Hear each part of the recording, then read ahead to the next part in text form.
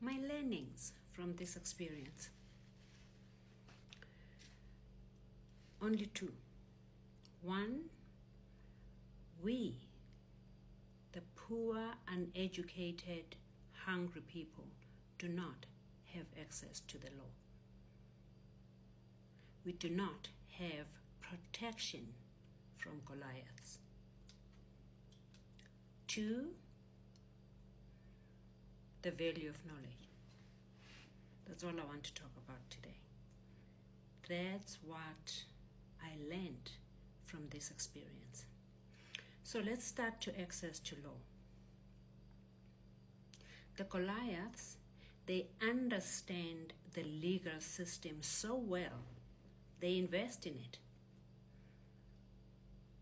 Their annual budget for litigation can educate the entire country. When they litigate against you, they will never let you see the trial. They will trap you in the periphery. You will never see the trial. Because if I had access to the trial, I would have tested the installment sale agreement. I would have subpoenaed the SAPS forensic laboratory. I would have called forensic experts. I would have called legislators. And we tested. And I would have proven that it is a forgery. But without a trial, judges are limited to solve only the question before them that day in court. So what they do is they don't allow you to get to trial. They want to hit and run quickly. They take you there. They take you to default judgment. If you try and they do summary judgment. The day they do summary judgment, the writ of execution is issued. And at that time, the truck is outside your house. Do you know where that car is going to spend the night? At the same dealership. And that dealership is going to buy that car at the fraction of the price you bought it. Who's going to pay the difference? You.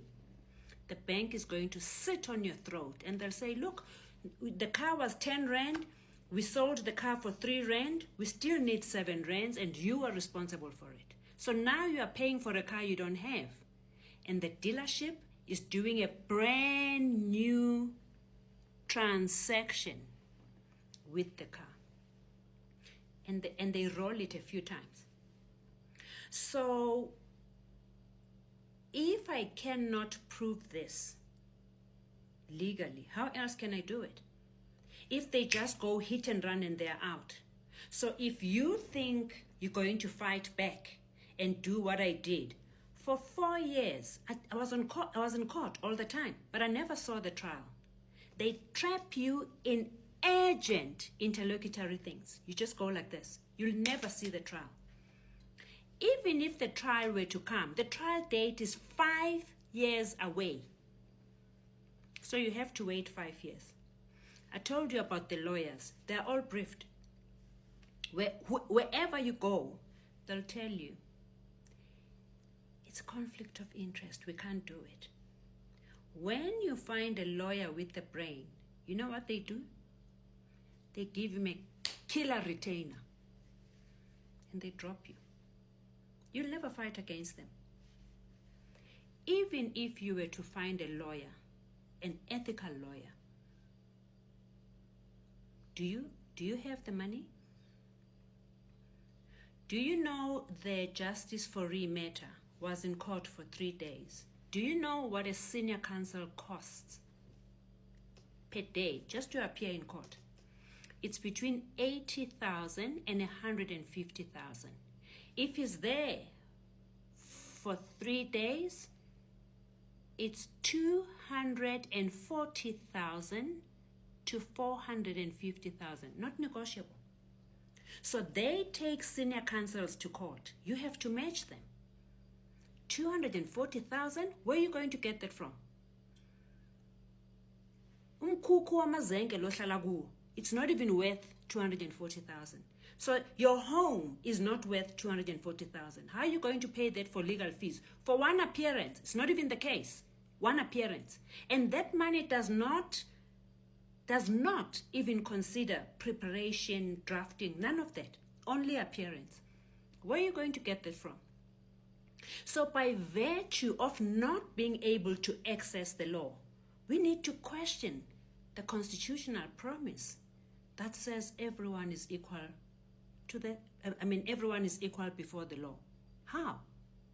How can I be equal to somebody I'm not standing in the same platform with? I have no access to the law. So how can I be equal in front of the law? It's not possible. We need to question that constitutional promise and a whole lot of other things that are promised in the Constitution. Things like, oh, free market, you can go and buy a house. With what? With what? We need to look at this. Then I want to talk about the value of knowledge. I didn't come to you for any other reason except to ask you to stand up, to open your eyes, and for us to start doing things for ourselves.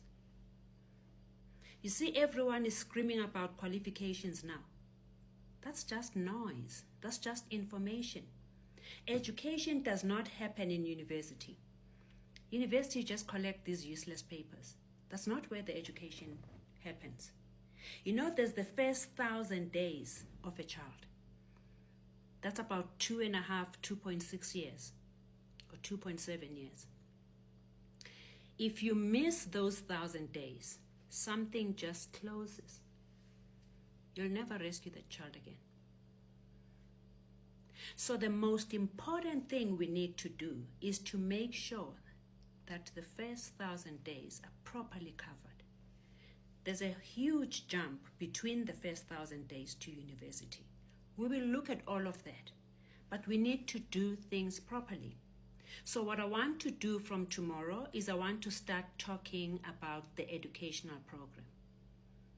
I'm going to explain how the entire program works, and if we agree, we're going to come together and we're going to start doing it for ourselves.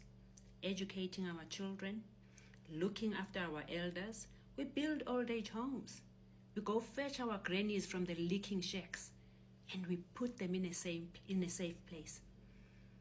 We get nurses, we get caregivers to look after them, and then we educate our children. We can do it ourselves. We don't need anybody. So tomorrow I am delivering the first education video, and then we take it from there.